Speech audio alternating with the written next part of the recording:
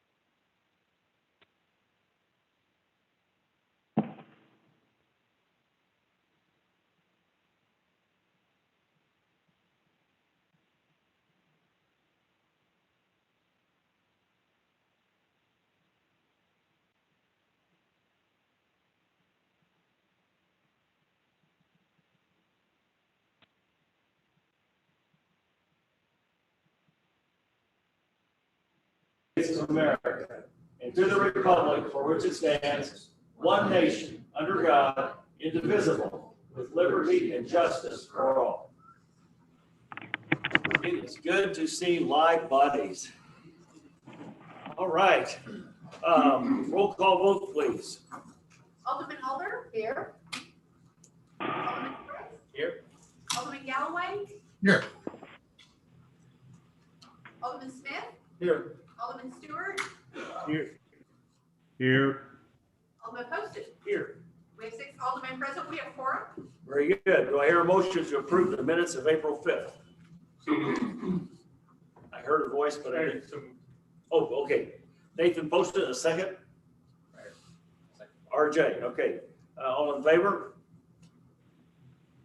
All right, thank you. This is kind of different, looking for live hands and looking for pictures.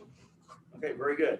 All right, the first bill, Mr. Smith. Thank you, Your Honor. I move that we place Bill 3246 on its first reading by title and description only, please. Second. Motion made by Alderman Smith and seconded by Alderman Poston to put Bill 3246 on its first reading by title and description only. Ms. Callaway. Yes, let's vote on that. All in favor?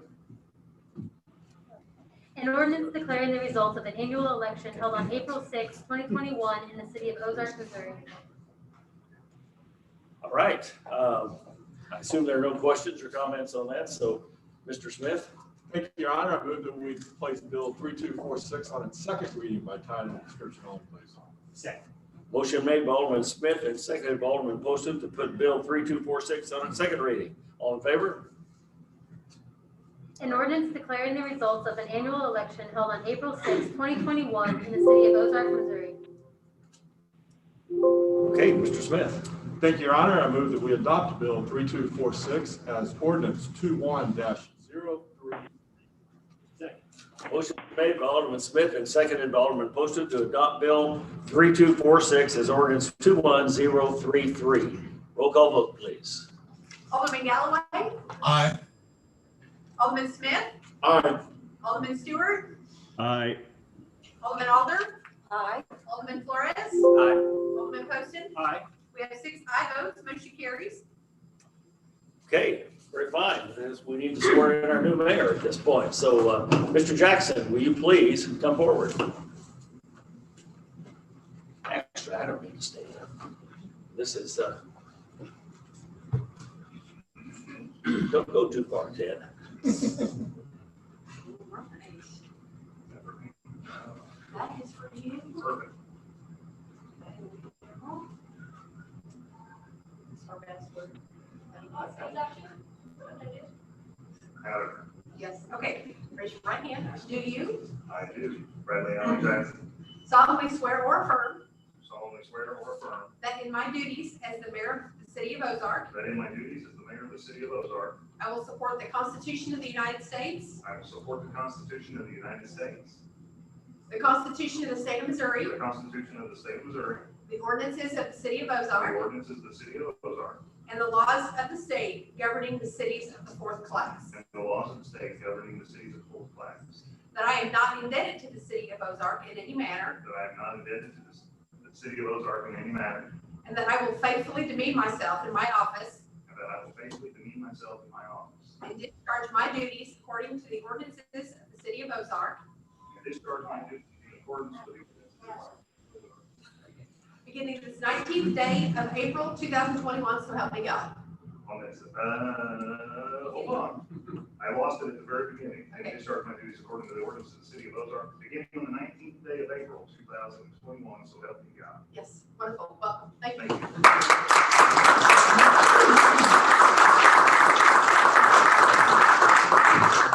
It's doing good for the Let's last. go. I just told him not to go. We have some real nice kindling. Come on, Brad. This is not just me. He served under you as well. This guy's been an alderman for 8 years, and that doesn't usually happen. So I encouraged him to run when I retired the first time, and I just want to thank you for the fact that you did, and you've done an exemplary job. And as the outgoing mayor, I thank you for your service in 2 ways, because you are a veteran as well. So thank you. Thank you.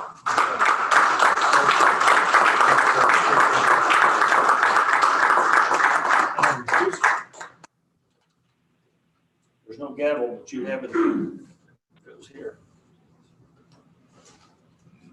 All right. Can everybody hear me okay? Perfect. Nobody said anything, so. So at this time, we will move to the swearing in of the new alderman. Mr. Flores, Mr. Gardner, and Mr. Campbell, Yes. if you would. Join me up here. Where? Out front. Where do you want us? Yeah, I can right up front here. Yours.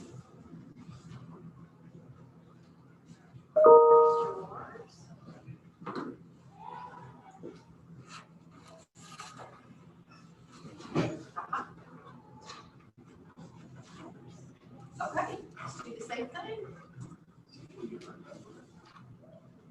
All right, you raise your right hand. Do you Rick Gardner, and Campbell, solemnly swear or affirm solemnly swear or affirm that in my duties as Alderman of the City of Ozark, that in my duties as Alderman of the City of Ozark, I will support the Constitution of the United States, I will support the Constitution of the United States, the Constitution of the State of Missouri, the Constitution of the State of Missouri, the ordinances of the City of Ozark, the ordinances of the City of Ozark, and the laws of the state and the laws of the state governing the cities of the fourth class. governing the cities of the fourth class, That I am not indebted to the City of Ozark in any manner, that I am not indebted to the City of Ozark in any manner, and that I will faithfully demean myself in my office and that I will faithfully demean myself in my office and discharge my duties and discharge my duties according to the ordinances of the City of Ozark, according to the ordinances of the City of Ozark, beginning the 19th of April 2021, so help me God. beginning the 19th day of April, 2021, so help me God. Wonderful, thank you.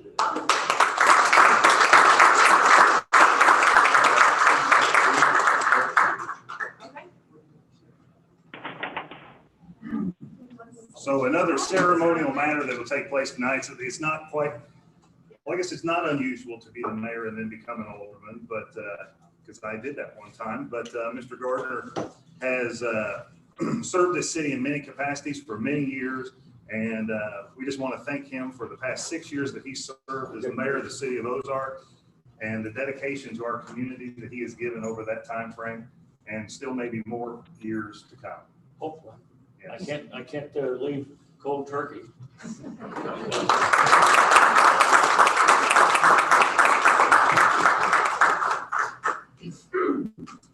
All right, at this time would be the election of the mayor pro tem. I make a motion that we I nominate RJ Flores as mayor pro tem. Second. Are there any other nominations? That being said, there's a motion on the floor by Alderman Gardner, seconded by Alderman Campbell, for RJ Flores to be the next mayor pro tem of the city of Ozark. All those in favor? And Bruce has got his hand up as well, so that's unanimous. Perfect. That means you have to keep moving on. Building power. When you forget things like I do, and like Ted used to do, you have to go, A little elbow. yeah. All right. Liaison appointments is the next item up, and those are listed on the agenda. Administrative and Finance will be Bruce Galloway. Parks and Recreation, Nathan Poston. Public Safety, Eddie Campbell. Public Works, Rick Gardner. Chamber and Economic Development, Heather Alder. And Planning and Development, RJ Flores. So the liaisons have been set. Just ask that you represent your departments well. Bring back any necessary information to the entire board so that we can conduct business on behalf of the citizens of the city of Ozark the most efficient way that we can. All right. Item number 2, election and appointment of city clerk. Mr. Galloway. Your Honor, I move that we read resolution number 1956. Second. All right. Do you have a name associated with that resolution that you would like to nominate? You have to read it first. You want to read it first? I'll read and then assign? I'll read the resolution. All right. A resolution electing an Ozark City Clerk. The resolution does name Chandra Hodges to fill that position. You'll have to pardon me, things have changed a little bit procedurally since the last time I sat in this chair. All right. Perfect. Mr. Galloway. I move that we adopt resolution number 1956. Second. Motion was made by Alderman Galloway, seconded by Alderman Gardner to adopt resolution number 1956. All those in favor? That is unanimous.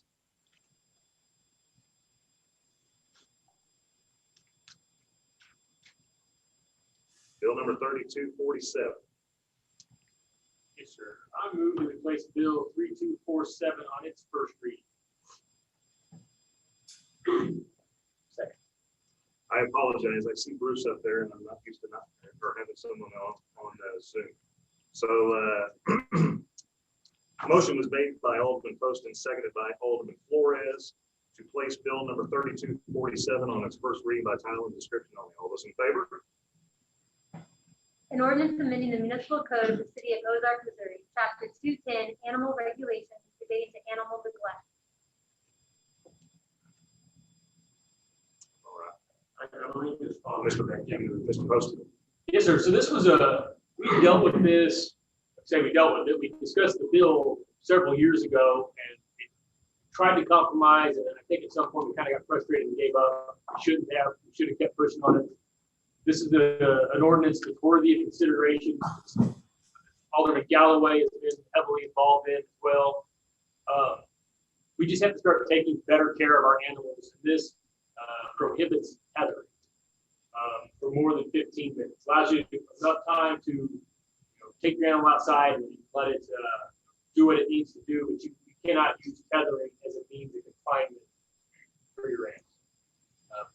When they are allowed to be confined by a tether like that, we've seen this over and over, those animals get aggressive. Beyond that, it's flat out, simply put, neglect. Our animals deserve better, we know better, we need to start treating them. Any discussion? Yes, ma'am. Do you think the 15 minutes is a little short?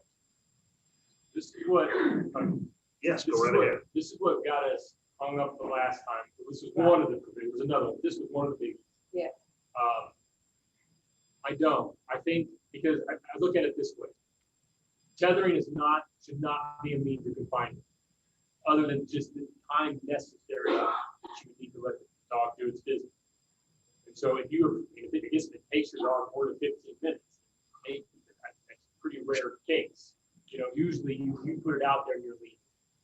You go in and do something else, and you forget it. It becomes a babysitter for your animal. They just, that those animals, they can't talk to themselves. They just deserve to be treated better. I mean, we're kind of in this era right now, we're having a dog school, so everybody has one or 10.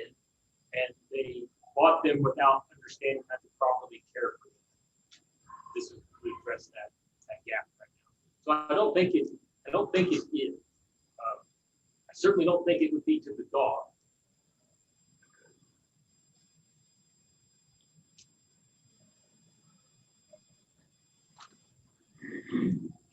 If you don't mind if I ask a question or two. So there are a lot of people that don't have a fenced in yard, so their dog's outdoor time may be tethered. 15 minutes, what is the enforcement? Who's going to monitor this 15 minutes? Are we going to occupy a staff member to, is this complaint based? It's complaint based, and there's a little bit of ninja legalese in here. That basically says that if you see a dog, you see that dog outside twice in a 20-minute time span, just presume that dog has been out there the entire time. So we don't have to sit there with the stopwatch. You see it on minute 1 and you see it again 18 minutes later, you just assume that dog was out there that entire time. Yes, ma'am. Well, I guess I'm thinking of a family that I know, and they have 2 dogs, and they put them on runs. They don't leave them out all day, but that's the only time the dog gets exercise or gets out. So they don't see it as being abusive. They see that as the dog's run time. I don't disagree. I had a woman that lived in my neighborhood who kept her dog on a run. And one of the reasons that this bill died the last time, she can say with me, because I refused to put that lady in a position where she was breaking the law. Yeah. At the end of the day, that didn't make any difference to the dog. Now, being on the run, I think there's a combination of material or a combination of mechanisms there. In this case, it's a tether plus a run. It changes. I don't know how this would be handled exactly under the law. That isn't my intention to necessarily stop that, but I don't necessarily think that is a long-term strategy as well. So in your bill, are you wanting to only say if they're tethered, or are you wanting to add the run to that? Bill doesn't necessarily address the run at all. It only talks Okay. about affixing the animal to a fixed point, which I guess in this case would not apply. It would be affixing to a fixed point. Okay, so the run wouldn't fall under this. You know, refer to the Scalloway. I don't believe it would be based to you. I'm sorry. Did you say that again, please? Sorry. I had not been proposed with the question related to whether this would apply to the run that Ms. Alder has described. But I would review it and then propose an amendment if you'd like to address that. And I just wonder if you put a little more time on it, like 30 minutes, it's still not detrimental to the animal, but it gives the person a little bit more time. I don't know. I'm amenable to change. There is a line at which I won't cross. I don't know exactly where it's at, 30 to 40 minutes. Try and see where, I don't know. But 15 minutes is also not a scientifically valid timeline item. There is a time there where you cross the line, just let the dog do its thing, causing that dog distress. And it's not going to be the same in every dog. So the time we pick is going to be arbitrary. Yes, sir. When I read this, I was okay with 15 minutes, but in thinking about it more, I think a little bit longer time would be no more than 30, but a little bit longer time would be good. But I never thought about it tether. And I like the idea of a run. Right. I mean, when there used to be clotheslines, people did that, but you could still have a run just close to the ground, and the dog could have you get more exercise than whatever 6 feet or 8 feet did it. So I would more in favor of allowing runs.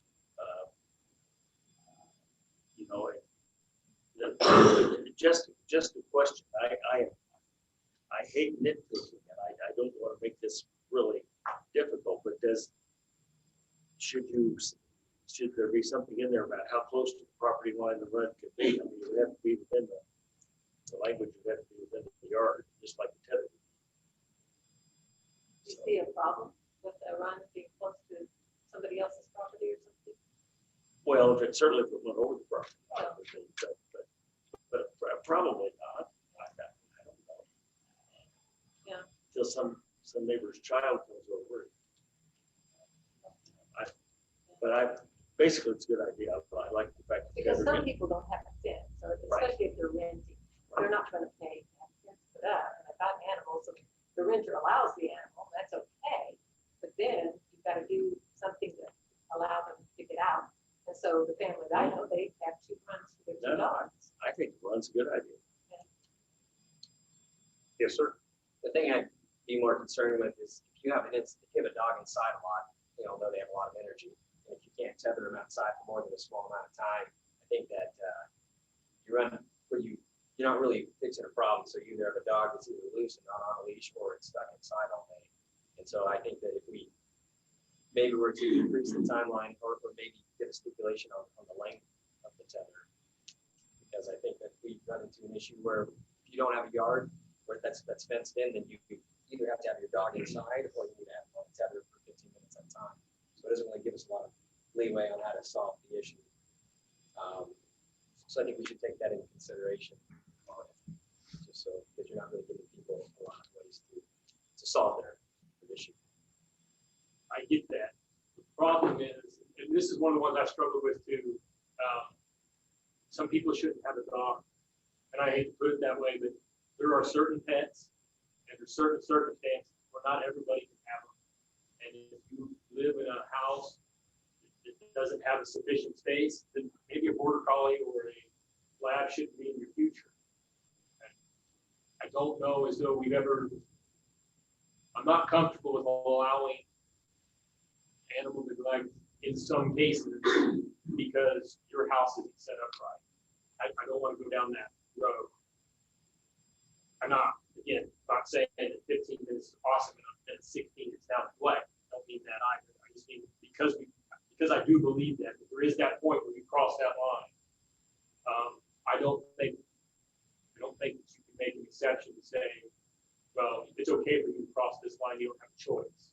The choice is not to have the dog. What do we do with people that already have one? That's the only thing, is most of these people already have one. And so I hate to deny that people of those are a dog if they don't have a fenced yard. That's essentially what this would be doing. I think you've taken on your commitment at that point if you were going to walk that dog. There's a lot of people that don't. In my neighborhood, live on a hillside. A lot of people can't have it. It's because it's all rain. You got to put in some of the underground fence. You got to walk them. I don't know what the answer to the individual is. I just know that the dog doesn't suffer because you pick the wrong house. Is an underground fence not considered non-humane, since it shocks the dog if it gets too close or goes over the fence line? I think the difference would be is that tether would be inhumane always at a certain point, every day at a certain point humane, whereas that fence you will burn the mark, the dog won't. It may be inhumane the first 2 or 3 times, it won't be hurt. Okay, that's a good point. I know that and I'll get to Bruce, you got a question. Over the past 3 months, I've walked every street in the city of Ozark, and I've noticed that a lot of people do let their dogs go on a tether. Some of them are fixed to the front porch, and they go all the way out to the property line. That allows that dog the minute that they get home, I suppose, to run in the yard and have some free time inside the house. So I don't know. I would agree that if somebody tethers a dog for hours on end, that would be considered inhumane. But if the dog's out running around the front yard playing with the children that live there, I don't know that that's humane. If it's 30 minutes or 45, I think that's something that needs to be taken into consideration. That's Ms. Keller, I think if you're present, the clock isn't running. Is that correct? No, that is, it's 15 minutes, and then they do have a rebuttable presumption of if it's longer, they can show evidence that they took the dog in and put it back out. But The clock, if I've got my animal tethered, the clock's running whether I'm there with the animal or not. the way it's written, it does not distinguish that difference. Mr. Galloway. Yeah, thank you. Where I come from, this was just from personal experience. I remember when Alderman Randy Wright had been pressing a similar ordinance, and it kind of struck a chord with me. I would take walks through my neighborhood, and I remember one summer, it was, like every other summer, it gets pretty hot. But in the spring, there was this puppy that was tethered to the not much more than 8 feet in the small front yard of this house I walked by. And then, as it got hotter and hotter, uh, it became meaner and meaner. And I walked in the morning, and I walked back then at lunch, and then in the afternoon after work. So I got to see this animal come from a kind of a sweet dog into a vicious dog. And it was a serious problem because I would see it lunge at kids as well towards the end of all that. So really, what I'm hoping for is an ordinance that will stop that. I can't think of any other way to make that illegal. I mean, there's things that can be done on the margins here, in terms of the time limit. Nathan and I went back and forth on the time limit. And we can maybe talk about some other things too about the ordinance, but I really hope that rather than, ignore a problem that I'm sure gets repeated, that we, by amending or discussion, that we find a way to prevent what I saw happen from happening again. And I'm sure it's happened more than just the area that I've walked by.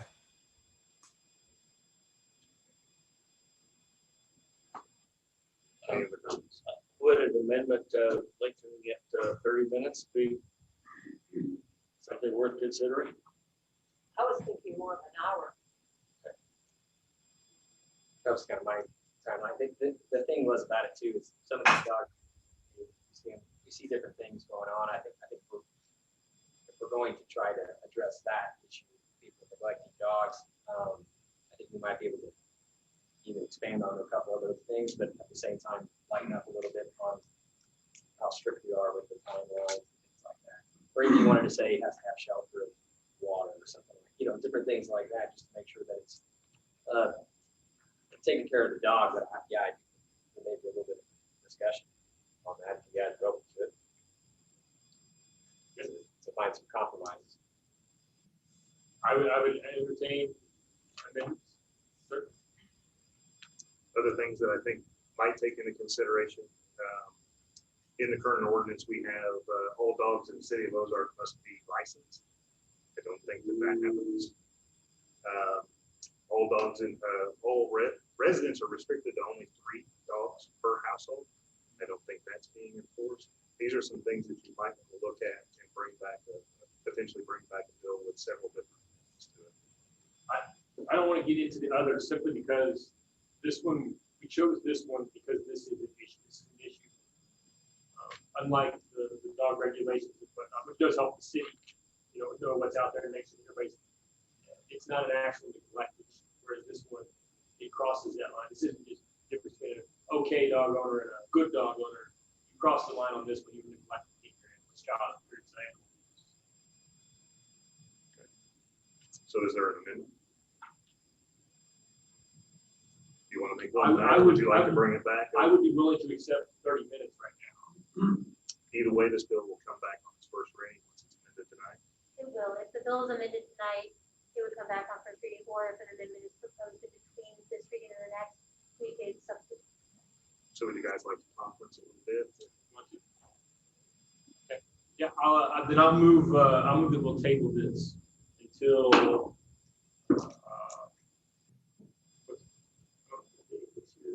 let's do the 17th, it's second May meeting.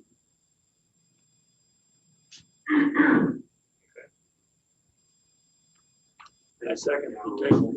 Mr. Galloway, second, okay. Motion made by Alderman Poston, seconded by Alderman Galloway, to table bill number 3247, being brought back as amended on the 17th day of May, 2021. All those in favor? It's unanimous. All right, Mr. Gardner. All right, I move that we put Bill 3248 on its first reading by title only. Second. Alderman, say, pardon me. All right, bill number 3248 was motioned by Mr. Gardner, seconded by Mr. Poston. All those in favor? An ordinance authorizing the city to enter into a contract with Springfield Ready Mix Company for concrete. Mr. Parsons.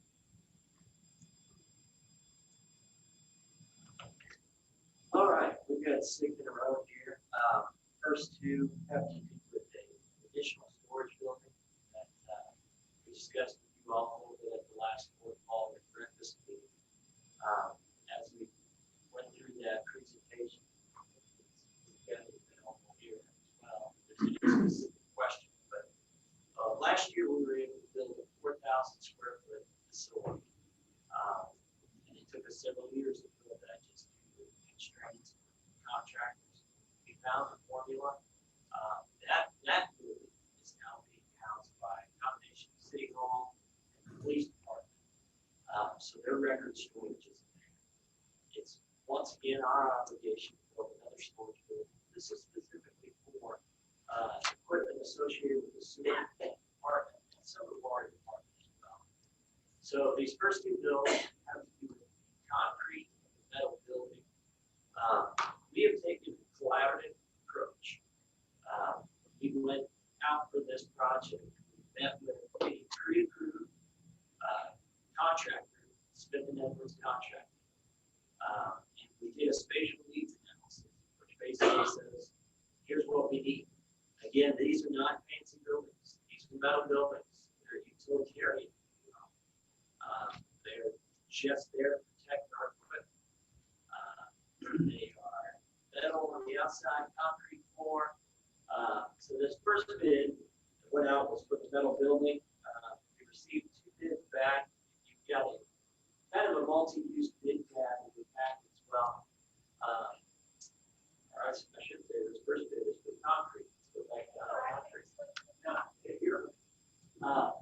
So surprisingly, we only received 1 bid for concrete. We have the engineered estimate of 130 yards per $130 per yard. It came back below that 112 for footings and foundations, and 114 for anything that required finish work, like finish floor. So that just takes a little more, basically just takes a little more handwork, a little more labor. So what we're asking tonight is, in this collaborative approach with our pre-approved contractor, we're asking for you to approve concrete so we can get that forward. And then the next bill will be asking for metal building, which we received bids on as well. But all this went out, we worked with the city attorney as well as the city clerk to go out and advertise for bid. These are the responses that we got. This is, like I said, our first package that we put out for the building that we now is housed by the police department. Came in at $600,000. By taking this collaborative approach, we were able to knock the price down to $180,000. That's huge. And we feel like we can build this 7,000 square foot building for less than $350,000 using that same methodology. It's essentially kind of a contractor design build, not technical design. So that's what we're here for you tonight. We've got the room at the sewer treatment plant. We're actually using the old drying beds. Many of you have been out there. Please come out there. We love to get tours. The drying beds already have some footings and foundations. We're able to reduce the amount of concrete that we need. At the end of the day, this gets us building in a very economical way, and it protects our equipment. Perfect. Any comments from the board? Mr. Campbell. And excuse me, I'm not familiar with the Smith and Edwards thing, but why did that not have to go up for bid? We went out on previous this bid for a qualified general contractor to have them basically on, under contract for certain projects that are beyond our scope of work. We try to self-perform since your last time in board, Public Works has taken a much more aggressive approach in self-performing a lot of the work. However, there's certain things like putting a metal building together, rolling foundations, that we could possibly do, but it's a little beyond our scope. So we went out and requested qualifications from a number of contractors, and we selected them throughout the RFQ process. So we've got them, as well as one other contractor, Darryl Protech, and it has worked out wonderfully. We work in collaboration with them. We can cut costs. We can do our spatial needs analysis. It's just really worked out. Yes, sir. So specific jobs are not posted for bid? Yes. Or are you saying this is kind of like a cover everything? Not everything. You'll see that we go out to bid for several projects. Well, let's just talk about this one then. This is not really a good book to talk about. The building you're talking about in the concrete. Do we not have to say we're accepting bids for a contractor to build whatever size building? We don't have to do that. Based upon our previous contract, if having something that was under contract, that basically takes care of that criteria. We had under contract. So we've done work with them to collaborate on the design, building, and material needs. And that's how we get to this approach of building buildings. And it was the only way, Mr. Campbell, that the last time we went out 4 different times to try to get a bid on that 4,000 square foot building. I told you the price of the first one, which was well out of our ballpark. We went out 3 additional times. We could not get people to bid on the buildings. I don't know if it was a product of the times. A lot of these big companies are busy. We couldn't get the smaller contractors because there's a certain amount of insurance and liability, sovereign immunity that they have to carry, and that keeps kind of the smaller contractors out of the game. So this was a long effort. That last building worked out wonderfully. We got a proven method in place, and I know it is saving the taxpayers a significant amount. I'm not trying to debate it, because I'm just trying to educate myself. Yeah. I want you to understand. Yeah, I just want to say you are right. Over the years, we figured out and looked at other cities, and certainly know now that we get general contract. It could be engineering, it could be, we do go through the RFQ process, we go through the RFP process, sometimes depending on what it is. But yeah, you're exactly right. Unlike what we used to do in years past, you may have a general contract for flat work or something like that. So even though you might get different ranges per square yard or per square foot or however they do that, yes, we do have general contracts now for certain projects that fall under there. Now, there can be unique contracts that don't really fall out of there under that general contract, and we do have to go out for something unique or specific or something like that. So I think you're saying it exactly right. There are general contracts in place, and that contractor may be able to perform different projects. I think it's a good thing. Yeah, but under that contract. So you are correct in the way you're thinking. And you'll see a more standard bid package come out here in a few weeks. We're going to put the entire downtown bid package out for bid. So we're hoping to get multiple bids on that, whether it's APAC, Journey, or Capital now.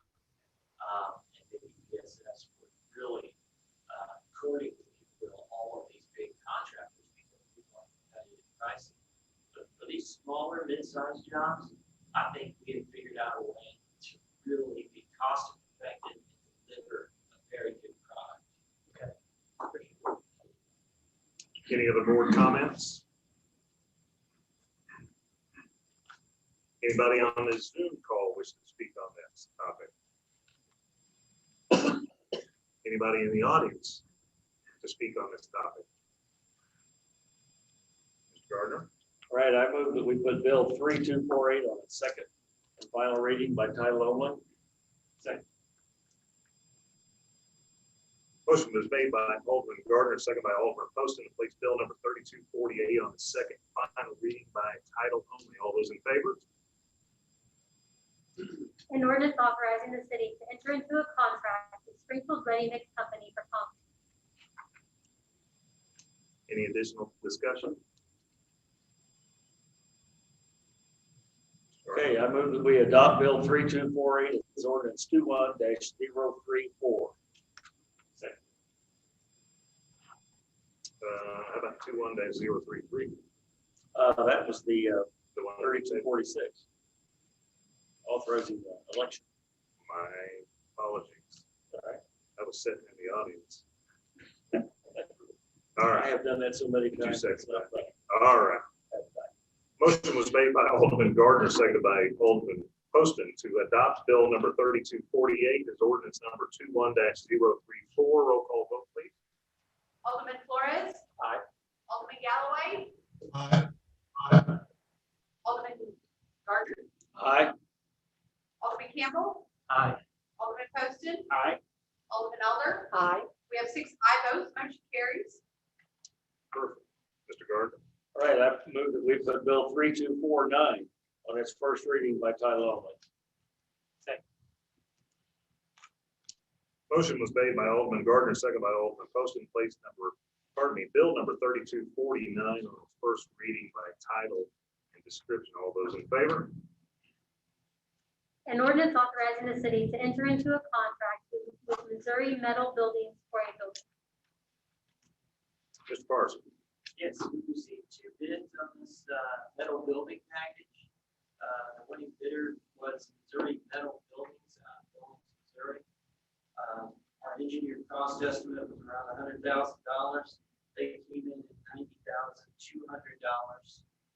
So we were within budget. We're excited to get this metal building up here. Board comments? Any at all? Don't see any hand out of groups. Anybody on the Zoom call would like to speak on this topic? Anybody in the audience that would like to speak on this topic?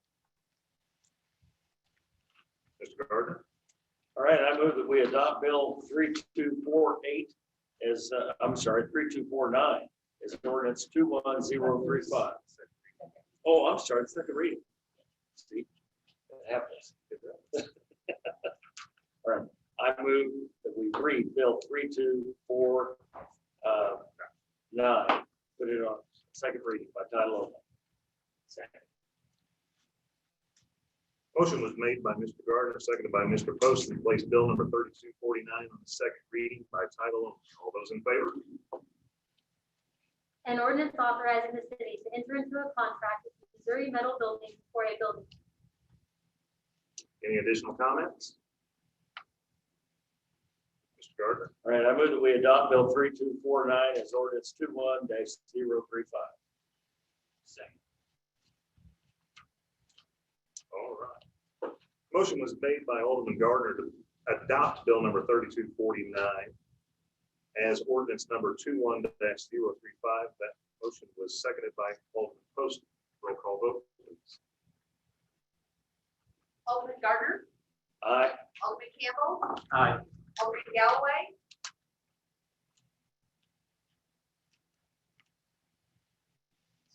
Alderman Galloway. Aye. Aye. Thank you. Alderman Flores. Aye. Alderman Poston. Aye. Alderman Elder. Aye. We have 6 aye votes, motion carries. Mr. Gardner? All right, I move that we put Bill 3250 on its first reading by title only. Second. All right. Motion was made by Alderman Gardner, seconded by Alderman Poston, to place bill number 3250 on its first reading by title. All those in favor? An ordinance authorizing the city to enter into a contract with Envirodyne Systems Incorporated for certain secondary clarifier equipment. Mr. Parsons? Yes, sir. We are currently in the process of basically implementing our master plan for this past. Just as, we worked on that for a few years, we just officially passed it a couple months ago. It's now time to implement. We're out of the planning phase for now, it's implementation time. Clarifiers 3 and 4, which are those, try to do this without sure. These two bottom clarifiers here, those circles on were built in 1999. And they were built at a time where our population was much less. And they were built at a time where they're about out of the life cycle. So within the master plan, we identified that these clarifiers need to be basically remodeled, if you will. It's almost like retrofitting. This is a very, very specialized piece of equipment. There's only so many companies in the country that can actually provide the equipment necessary for this. We reached out to them, we put our specifications together, we received 2 bids. That bid document, I think they came within $1,000 of each other. I was impressed to see that equipment come back so competitive. We budgeted $300,000 for it this year. The total price came back at $264,850. And again, this is all about getting us through these first phases of the sewer master plan. This allows us to treat and to clarify our sewage much more efficiently. So if there's any specific questions, we've got a diagram here. And this is another thing that we presented in the last board part of the practice meeting. But if you really want to get into the dirty details, we certainly. Yes, ma'am. Hi, Jeremy. Okay, we have 4 of those, Yes, and these are the 2 that need replacing. The other 2, are they newer? they are. Yeah. They were. When did you get those? When we did a remodel back in 2009, remember when we had our, basically that moratorium that made us go into, put that trunk line on the south side, we had to do some upgrades to clarifiers 1 and 2 as well. So clarifiers 1 and 2 serve one ditch, clarifiers 3 and 4 serve a completely separate ditch. Go back to that site plan. So those 2 smaller clarifiers were with the original plan, and those have been replaced. The 2 larger clarifiers south, next to the south oxidation ditch, those are the ones that are now being rehabbed, or that were requested. I'm sorry, so you said that the other 2 have already been redone? That's correct. And how long is that gonna last, do you think? Their life cycle, you try to get 20 years out. 20 years? Yeah, so these were built in 1999. Of course, they've taken on a significant more amount of capacity with the rate of our growth. But we try to get 20 years out of those. Again, we identified this in our master plan. It's something that just allows us to go through the clarification process, and technology has changed too since 1999. So these new clarifiers will be much more efficient in separating the solids and ultimately creating the sludge that we land apply. But that's where we're at right now. So you think by redoing these 2 that it will last 20 years? I certainly hope so. That's what we got out of these last ones. So we're at 21 years right now. So. Okay, thank you. Yes, sir. How are you, so if we're running that, we're pretty close to capacity of that plant. How are you going to be able to take these offline and retrofit? So we still have 1 million gallons of capacity that isn't being utilized on a daily basis. But you're right, we're gonna have to take 1 off at a time. So we'll take clarifier 3 off, get that retrofitted, get that up and running, and shut down 4 and do the same thing. So we have to watch scoring events, because if this happens during a rain event, We'll be watching it closely. That's one of the things about the timeline on this. These parts, like I said, are highly specialized equipment. It's a 6-month lead time. We're hoping to do this in October, when we typically get our driest weather, and then we will be monitoring closely. And we've got certain things that we can do to kind of hold back some of the major events. But the timing so important to get these approved now so that we can install these in our dry lines. Mr. Camp. Who's installing these? These will be a combination of self-performed work and some of the equipment we're gonna have to utilize because they've got a larger track hole, they've got some other equipment that they'll help us with on site. Okay. I know that Environite did not include installation, but our Part 3 execution spec calls for installation. It's a little hard to read because it basically says the equipment is to be erected in strict accordance with manufacturer's recommendation. That's the spec that Environite should have been. So it's just kind of a little hard. Yes, and what they will do is send a representative from Environite towards the end of the process to actually examine and to test and inspect everything. Training in OEM operation maintenance. Yeah, and we're fairly well versed in that. There's just a few changes to these clarifiers that they'll train us on the O&M as well. Okay, so that's all. But it was our intent for them not to be That's installed. correct. Oh, that's correct. We felt like we could save another significant amount of money, get us a little further through our plan. We're very confident that we can perform it. We're confident that they're going to want to inspect it, teach us how to operate. Any other board comments? Any comments from anybody on the Zoom call? Anybody in the audience? Mr. Gardner. All right, I move that we adopt Bill 3250. Second. All right, I move that we put Bill 3250 on its second reading by title only. Too big a hurry, apologize. Second. Motion was made by Alderman Gardner, second by Alderman Poston, place bill number 3250 on its second reading by title only. All those in favor? An ordinance authorizing the city to enter into a contract with Envirodyne Systems Incorporated for certain secondary clarifier equipment. Any additional comments from the board? Mr. Gardner. All right, now I move that we adopt Bill 3250 as ordinance 21036. Second. All right. Motion was made by Alderman Gardner, second by Alderman Poston, to adopt bill number 3250 as ordinance number 21-036. Roll call vote, please. Alderman Campbell, Aye. Alderman Alder, Aye. Alderman Poston, Aye. Alderman Flores, Aye. Alderman Gardner, Aye. Alderman Galloway. Aye. We have 6 aye votes, motion carries. Mr. Gardner. All right, I move that we put Bill 3251 on its first reading by title only. Second. Motion was made by Alderman Gardner, second by Alderman Poston, to place bill number 3251 on its first reading by title only. All those in favor? An ordinance authorizing the city to enter into a contract with Smith & Edwards Construction Incorporated for general construction services related to Petra Circle Listing. Mr. Parson.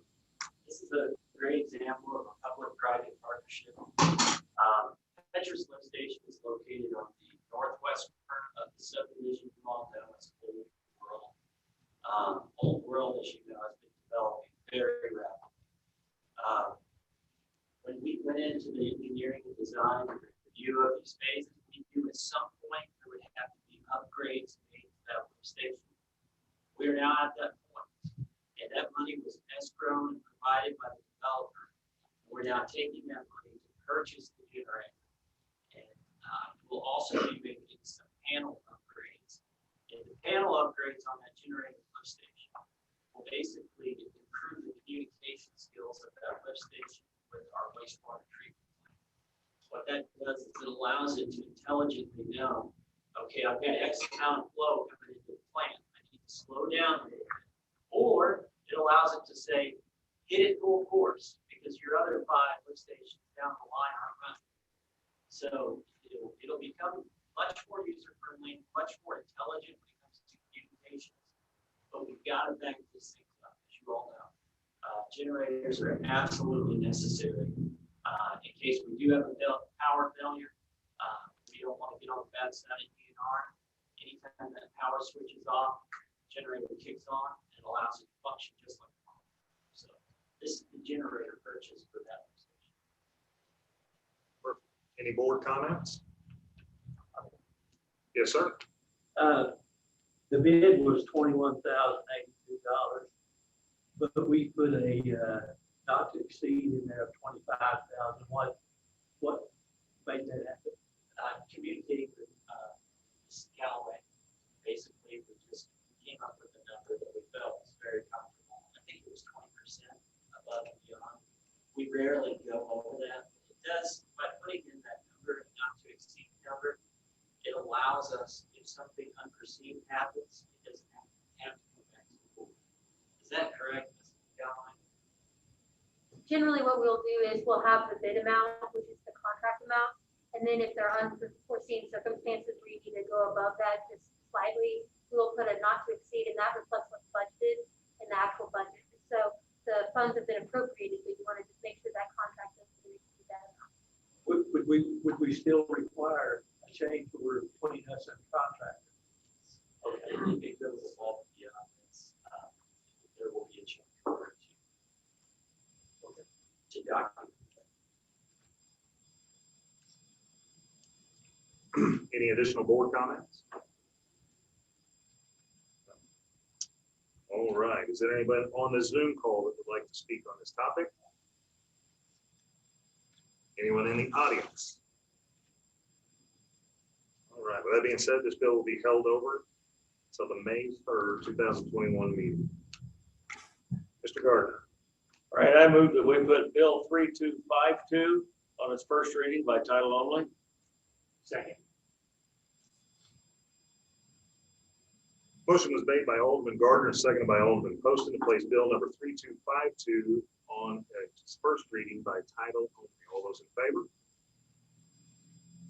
An ordinance authorizing the city to enter into a contract with Trek Design Group LLC for flow monitoring. Ms. Parsons.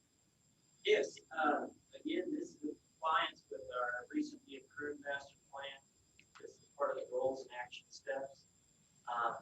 This is about knowing where problems are occurring and fixing things. These flow meters, inflow and infiltration, what we get through these major events like Alderman Poston just brought up. It's almost like a game of whack-a-mole. I'm serious. Every storm is different. Every storm impacts a certain part of the city differently. And we'll get huge flows from different areas of the city. This allows us to put flow meters and think of it as isolating the problem. Once you know that you're getting these big inflows of storm water and or other types of water, we've got weather streams that we found that come straight into our sewer system. So things when the water table comes up, this allows us to much more intelligently go after the problem and then put a plan together to fix that problem. It gives us eyes and it gives us data underneath the ground. And that just helps us to be more efficient with our money when we go out there and make these improvements. We know that we've got something on the south side of town that flows into the site under the Fifth River, that once you get 2 inches of rain, it's like somebody opened up the valve. It just starts flowing.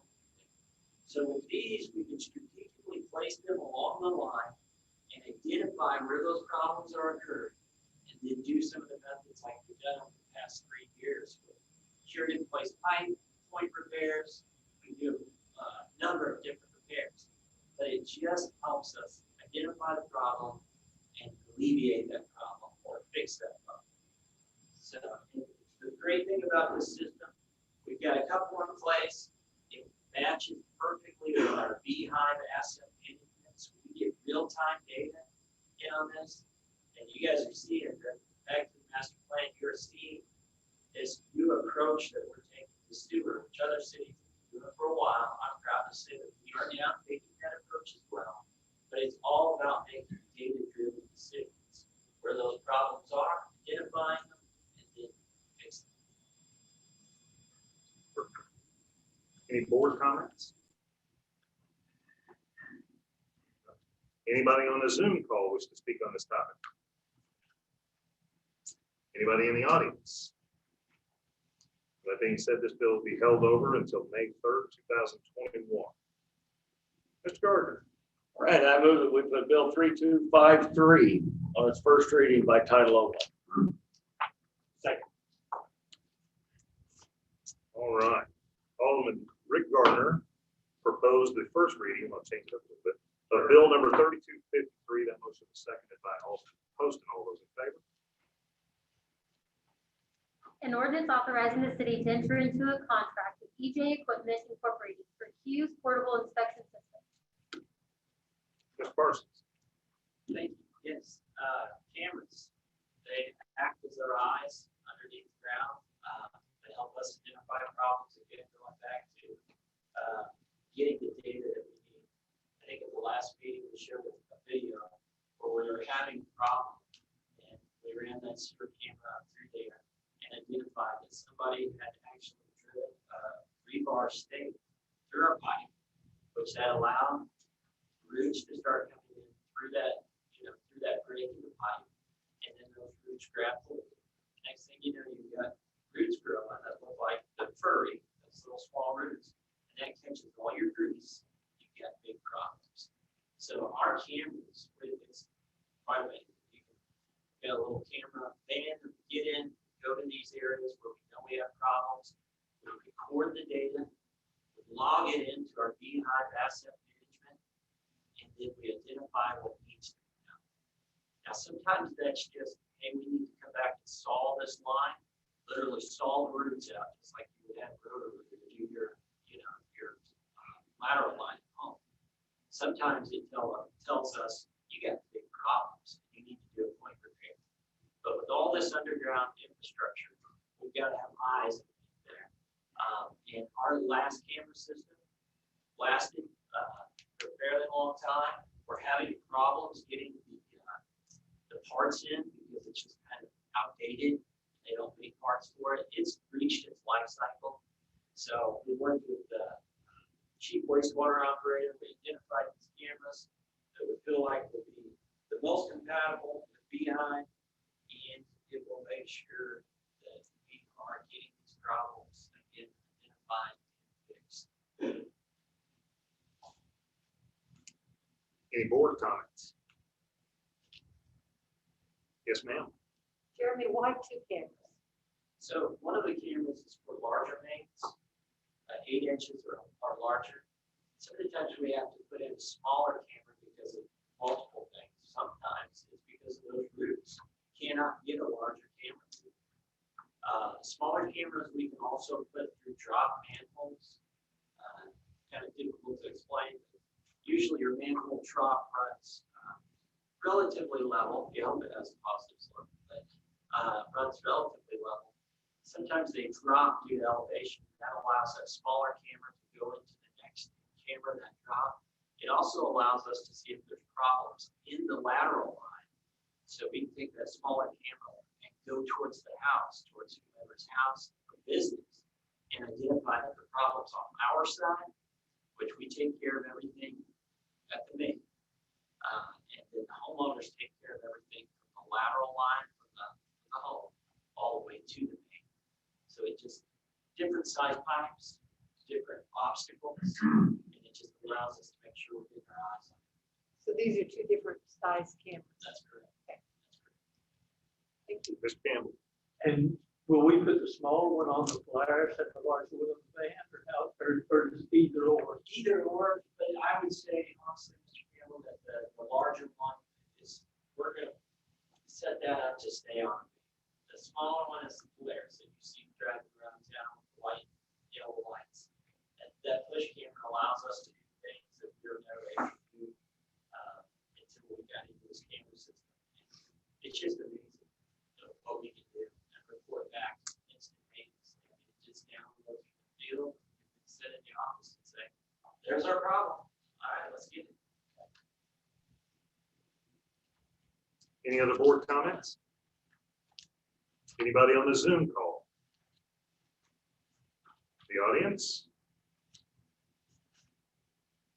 Hearing none, this bill will be held over for May 3rd, 2021. Mr. Flores. Your Honor, I move that we place Bill 3254 on its first reading by title and description. Second. All right, motion was made by Alderman Flores, second by Alderman Poston, to place bill number 3254 on its first reading by title only. All those in favor? An ordinance approving the preliminary plat for Creek Bridge Phase 4, generally located at North Jamestown Street, northeast of Phase 2, and authorizing the Director of Planning and Development to accept the dedication of the public streets and easements to the city of Ozark, Missouri, as shown on the preliminary plat.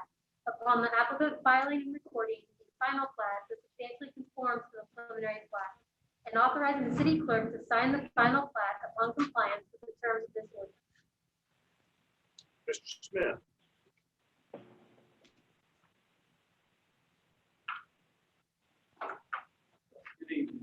This is the preliminary plat for Phase 4 Creek Bridge. As Ms. Calloway said, it is east of Phase 2 and west of Phase 3. The property is zoned R1C commercial. Plat does comply with the zoning of this subdivision. Utility services are there and adequately there to serve this development. All the staff comments and third-party review comments were satisfied with this application. And then based on staff's findings and report, staff did recommend approval to the P&Z Commission. The Planning and Zoning Commission did also recommend approval. I would like to add that upon following the planning and zoning approval, the developer's engineer was working on the construction improvements of the subdivision. They determined that there was challenges with some of the portion of this plat in the road connection, Phase 5. There are 2 road connections that they have briefly proposed. The primary one is in the north and one in the south to Phase 5. Upon reviewing that, they determined in coordination with staff that they would adequately be able to address the city design standards and the curvature of that road. So staff was comfortable with the proposal eliminating that secondary connection. They still do meet the requirements of the connections to the subdivision and the phases. I do see that Mr. Hodge is on the stream as the applicant representative to answer these. Any questions from the board?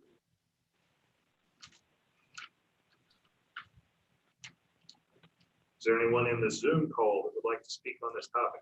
For or against? Yes, sir. Could you just give your name and address, please? Are you talking to me, Greg Barton? Okay. Am I on? Okay. Greg Barton, 2208 Richwood Road. As in the planning development, we talked about the access to the water detention area. I'm representing the Creek Bridge Homeowners Association. We since then, just to give Mr. Smith some updated information, I didn't quite catch what he said there, but we got with several contractors, and it's going to cost us to go through the Phase 2 section about $15 to $20 each time, more than what if we were to go through the Phase 4 section to get to that water detention area. The other problem was entrance to it the way it is currently now from the Phase 2 area. It's too steep for their lawnmowers. They'd have to only go in there with tractors and brush hogs. And then of course, if they're all concerned about the 8 homeowners going across their land, if we're gonna run into problems with those, and we don't know that because there's no current homeowners there. But he said he was gonna fix that, hopefully, or look into it during the, before the final plat. I hope he can fix that, so save us a lot of money. Yeah, I'll be happy to address that, and Mr. Parsons can add additional information if needed. We did follow up and look into that. What was platted with Phase 2 does meet the city's requirement for that access point. So anything platted in Phase 4 would just be a redundancy. So they do provide that access with Phase 2. That's how the developer chose to do that with this platting in Phase 2. So that I guess if it's desired, there could be an additional access point provided. They do address the city's criteria for that access point to the based on the grade.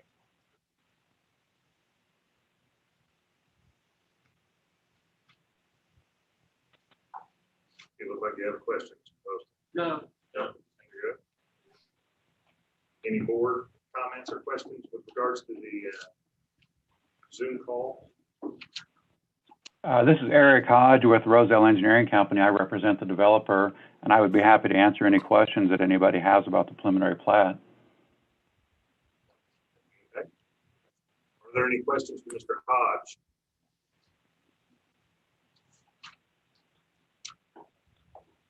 Hearing none, are there any questions or comments from the audience on this bill? That being said, this bill will be held over till May 3rd, 2021.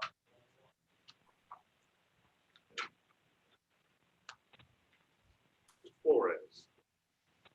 Your Honor, I move that we place Bill 3255 on its first reading by title only.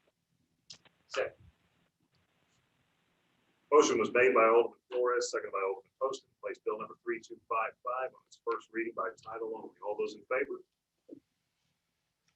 An ordinance approving the preliminary plat for Rayland Ridge, generally located at the intersection of West Parkview Avenue and North 14th Street, and authorizing the Director of Planning and Development to accept the dedication of the public streets and easements to the city of Ozark, Missouri, as shown on the preliminary plat, upon the applicant filing and recording a final plat that substantially conforms to the preliminary plat, and authorizing the city clerk to sign the final plat upon compliance with the terms of this ordinance. Mr. Smith. Yes, this is, like Ms. Keller said, the preliminary plat for Rayland Ridge, previously known as Mega Subdivision. This development is just southwest of the Ozark High School in the city of Ozark. It was zoned as well as R1C, single family residential, and is compliant with the zoning. Utility services are available to serve this subdivision. All of staff's comments in third party review comments were satisfied with the application. And based on staff reports and staff findings, we did recommend approval to the commission. The Planning and Zoning Commission did recommend approval 5-0. And then just as clarification that the exhibit in the packet reflects this, following a planning and zoning meeting, there was some discussion regarding the original name of the subdivision. The developer has proposed a new name, and that's why you see your packet is great. I see the applicant representative was on there. He's on there, Mr. Mack. You guys have any questions? All right. Are there any board comments, questions regarding this bill? No. Is anyone on the Zoom call that would like to speak to this bill? Yeah, this is Barry Mackey representing O&M Surveying. Are we able to expedite this at this time? That has been requested by staff, yes. Yes. Rick, did you hear me? Barry, the bill will be expedited, yes. Okay, I couldn't hardly hear. Okay. All right. Any other comments?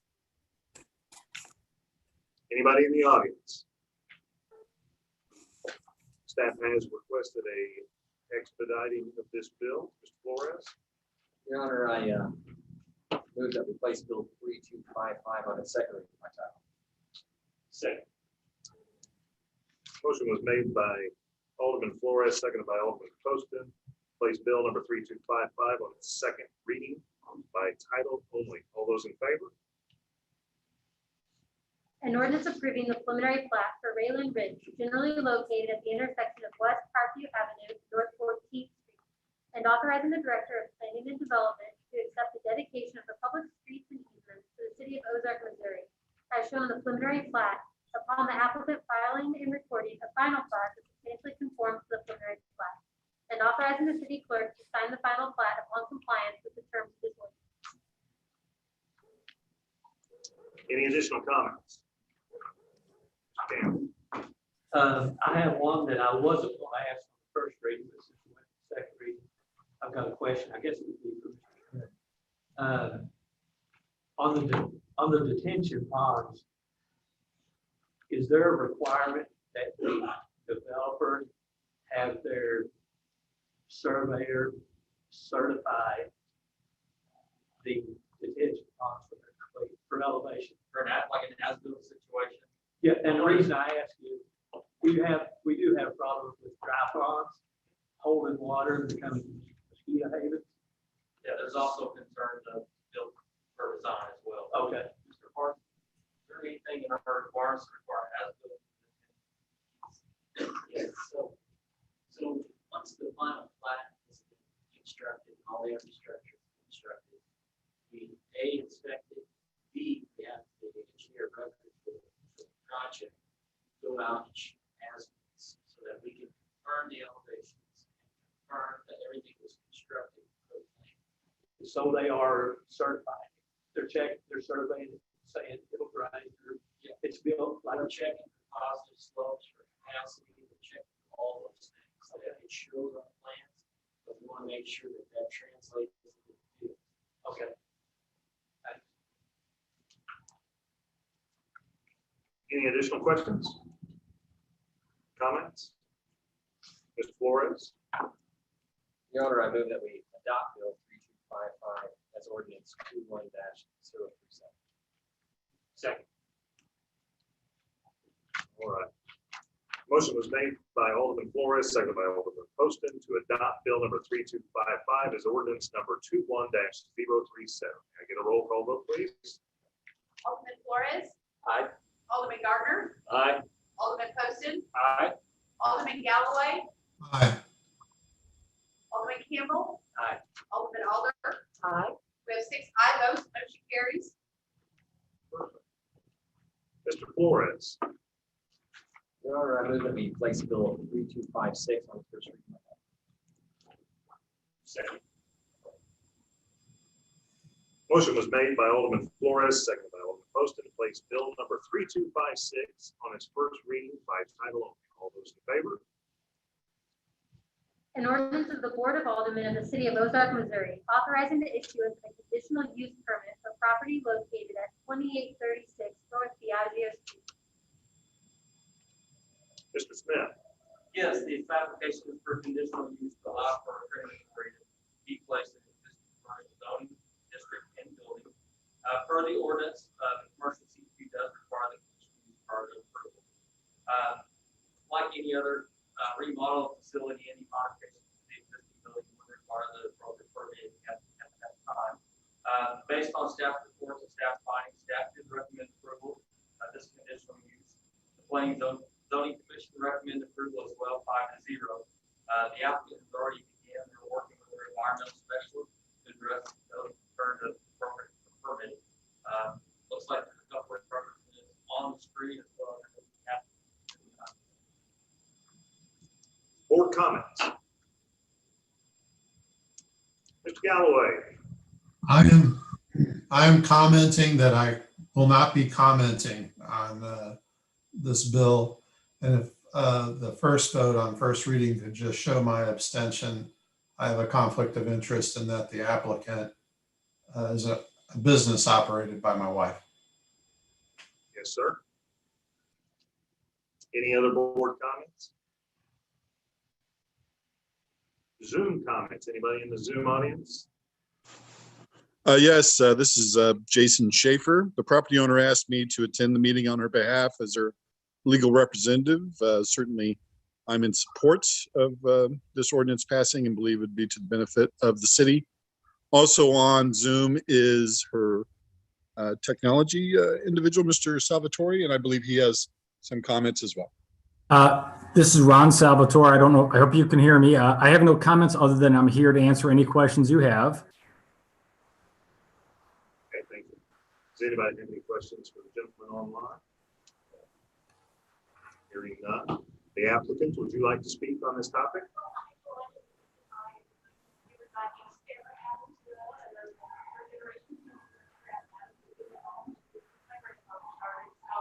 We've had families come to us and wonder who's going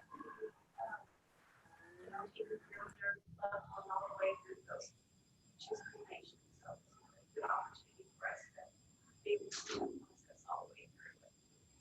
I can answer the question, appreciate the involvement and on the city ordinance.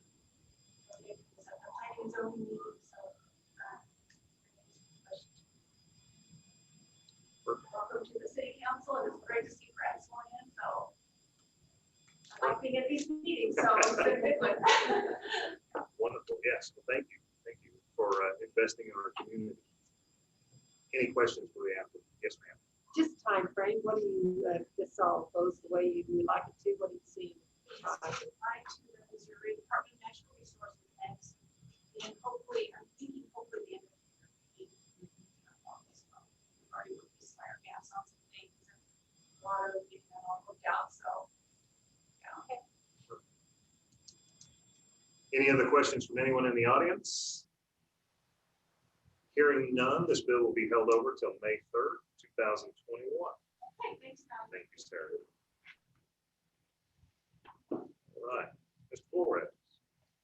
Your Honor, I move that we place Bill 3257 on its first reading by title and description only.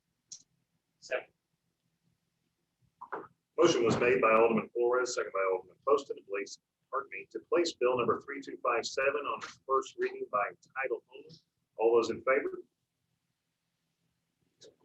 An ordinance amending the municipal code of the city of Ozark, Missouri, chapter 405, zoning regulations, article 5, off-street parking and loading requirements by amending language regarding parking regulations. Mr. Smith. Yes, in front of you, you see a proposed ordinance revision for our parking. Staff has been tasked with looking into the current ordinance that's in place, that has been in place since probably about 2009, without any major revision.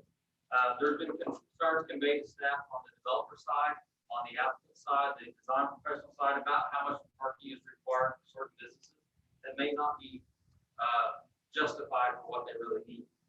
We've also reviewed neighboring entities such as Vincent, Springfield, compare our ordinance with theirs. There's several things that were not identified in our ordinance. Uses that we just didn't think about it that few years ago that we're seeing today. A lot of sports related items, school, university related items. So the proposed revision allows for some flexibility. Staff can work with the developer to look at some reduction based on some additional landscaping features, reduction based on bicycle parking if they add those. We've taken a big look at the multi-family such as apartments.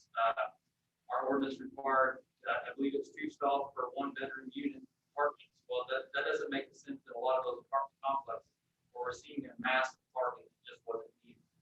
In neighboring communities, it's more like a 1.5, 1.75 ratio.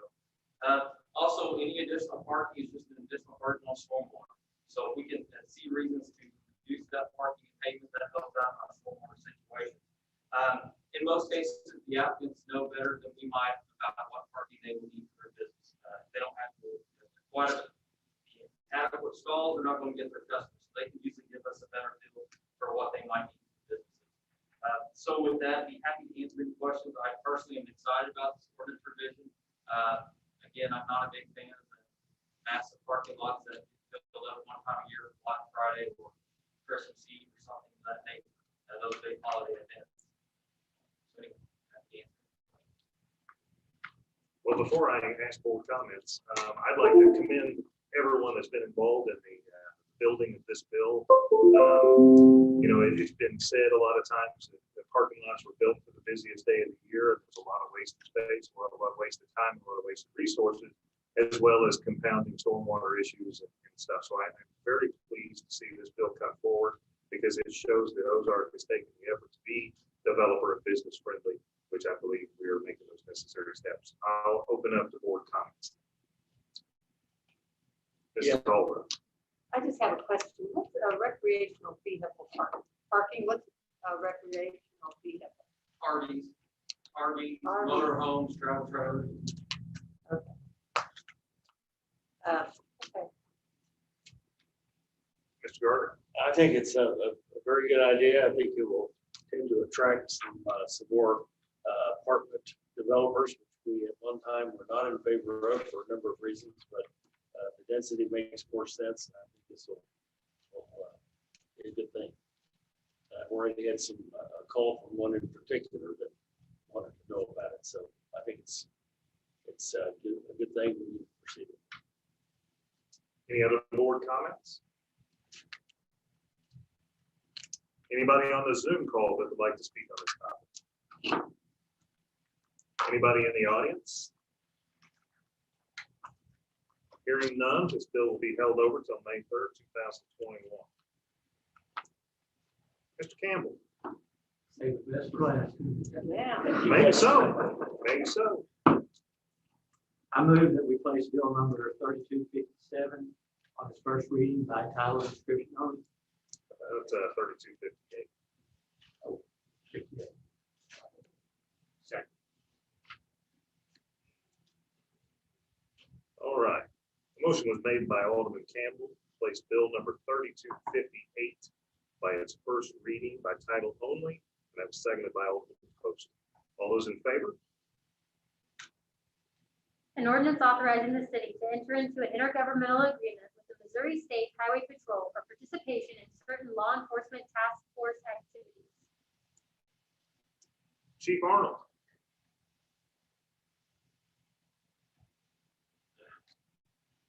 Good evening. So as most of you are aware, we do have one detective who is assigned to the Drug Enforcement Administration's task force in Springfield. In 2019, I started negotiating this agreement through the DEA office in Springfield. The Missouri State Highway Patrol is just the fiduciary for this grant. Actually comes from HIDA, which is the high intensity drug trafficking area that we're in. So that grant was finally made available to us in 2019. It's for up to $50,000 annually. And basically, it just gets us another detective to pursue what really is one of the biggest issues facing our community, and that's controlled substances, things like that. Does anyone have any questions regarding? Any questions from the board? Any at all? Anybody on the Zoom call have any questions for the chief regarding this? Anybody in the audience? Hearing none, you must have done a fantastic job explaining. We'll take you up on it. All right, with no additional questions, this bill will be held over till May 3rd, 2021. There are no resolutions or second reading of bills. Report of officers, boards, and committees. Mr. Childers. Yes, I'd just like to say welcome to newly elected officials. On myself and my staff, we look forward to working to bring more bills that you can say the same thing about the parking. Absolutely. Yeah, we will. On Thursday, this Thursday, we remember we do have our breakfast meeting, our board law and breakfast meeting. That is actually going to be at the city hall. We're going to return to the city hall room, and we will have the availability of the Zoom. If that is, I realize some people haven't gotten their shots for the second round, so we are returning that breakfast meeting to the city hall. That will be from 8:30 to 10:30. There will be 5 topics on that agenda. We'll get in there, we'll get out of there. But I look forward to that. And also that day is Earth Day. So although you may not see all the employees in that room, that's because the employees of the city of Ozark have organized a river cleanup on our beloved Finley River. And we will be out there picking up trash starting at 7 o'clock in the morning and all the way up until we can get them back to the park and have lunch. So we're going to be celebrating Earth Day by actually cleaning up our town. But some of us will be at the meeting at breakfast with you guys, and we'll convene with them. So anyway, thank you very much. Great agenda to start. It's a barn burner there. Yeah, it's a barn burner. I was impressed with it. What's for breakfast? Yeah. Well, we haven't had to ask ourselves that question for a while. So I think there's a little bit of cake and tea back there. Maybe we can say. that means that you can dig your fingers. Yeah. So we'll keep it as separated as we can. Thank you.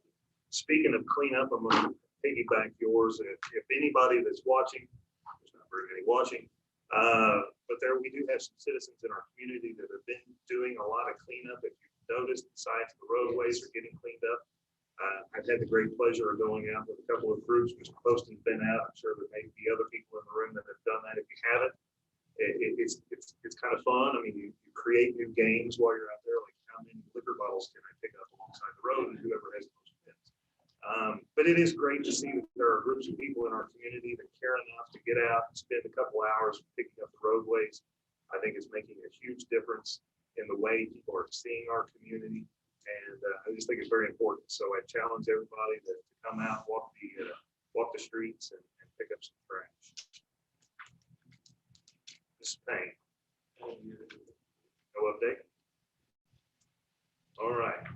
Mr. Smith, Happy to answer any questions about the report. you're not listed. Mrs. Steele? Nothing. Mrs. Wilson?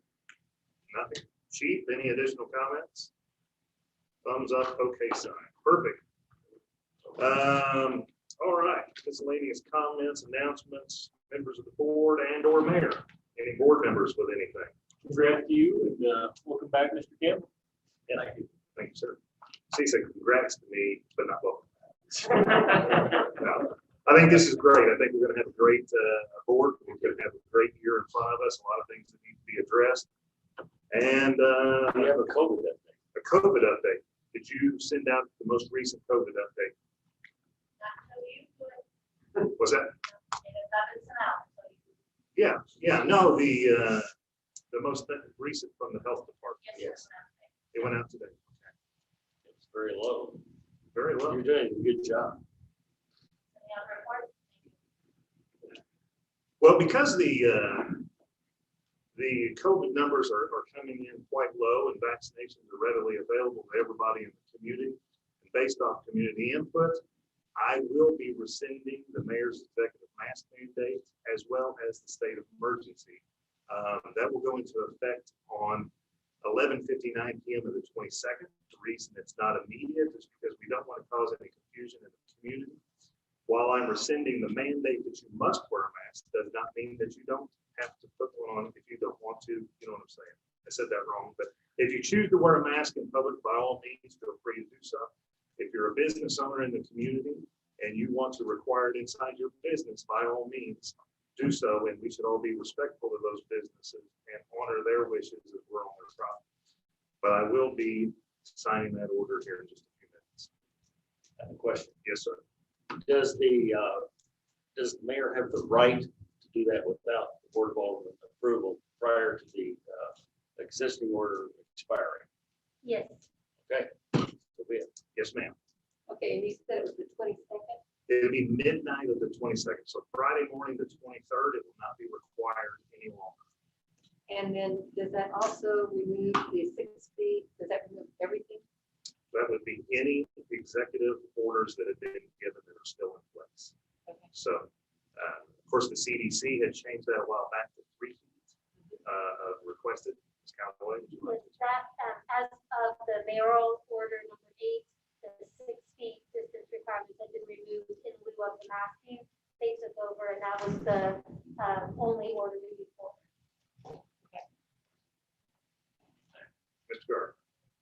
Just like to have maybe a polling or something of the board to see how it's felt. I'm fine with the 22nd doing that, not a problem with that. But I still have a bit of take a little pause with restaurants, particularly when the servers are not wearing masks. And I just wonder if there's any appetite for the board in extending that for servers for a period of time. That's a question. Would you say? Yeah, I'm wondering if there's any appetite for the board to probably would be a new ordinance, or at least extend this one to the extent that servers in restaurants would be required to wear masks. And if so, for how long? I still think that's a good idea. I'm not going to make a big fuss about it, but I just wonder if there's an appetite to do that. Jeremy Bruce? You're muted. I'm taking that in. So the idea that would be, Rick, that we would have an ordinance that affected serving staff at restaurants and that's it? That is what I was asking, to see if there's an appetite for that amongst the board. I still don't think we're totally out of the woods. I know we're making really good progress, and the sooner we get rid of them, the better, as far as I'm concerned. But I just wondered if that's, I mean, I could propose that, but there's no point in doing it if nobody likes it. I mean, I can happy to talk to you about it. I'm just wondering whether it would be effective. I certainly do agree that we're not out of the woods. People will get their second vaccination somewhere in June, probably by the time we've got everybody vaccinated, maybe first part of July, somewhere in there, where those people who are wanting to will have it. So, that's something that concerns me about reducing the mask requirement. I don't know though. Rick, I guess I just I'd be very interested to talk to you about it, just to understand how effective that would be and that kind of thing, to answer your question. All right. I'm fine with that. I don't see any need to do something right now. I just want, while we're all here, I just wondered if this would be a good time to bring that up. So if anybody has an interest in that, like, all right. But otherwise, I'm fine with what's happened with the 22nd. Mr. Post. Question for Ms. Callaway or Childers.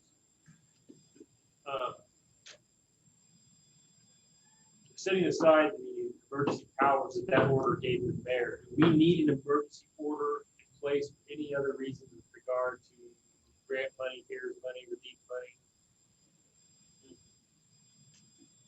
There is nothing that would impact outside of the mayor just not being able to issue new orders. So no, there's Is it no, one of those things like tornadoes where we have to declare a state of emergency to get relief money or something?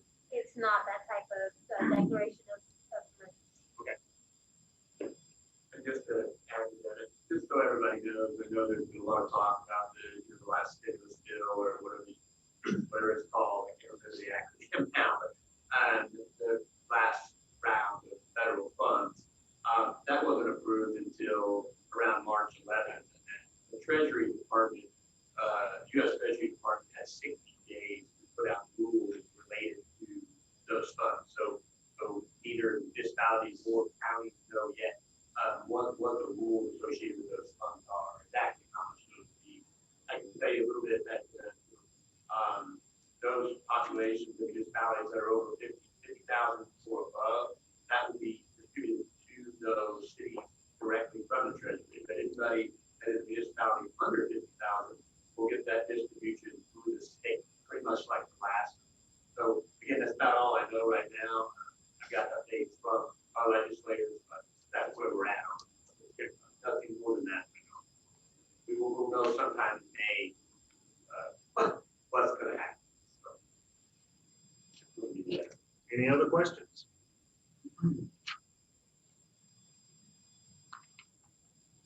Hearing none, I'd entertain a motion to adjourn.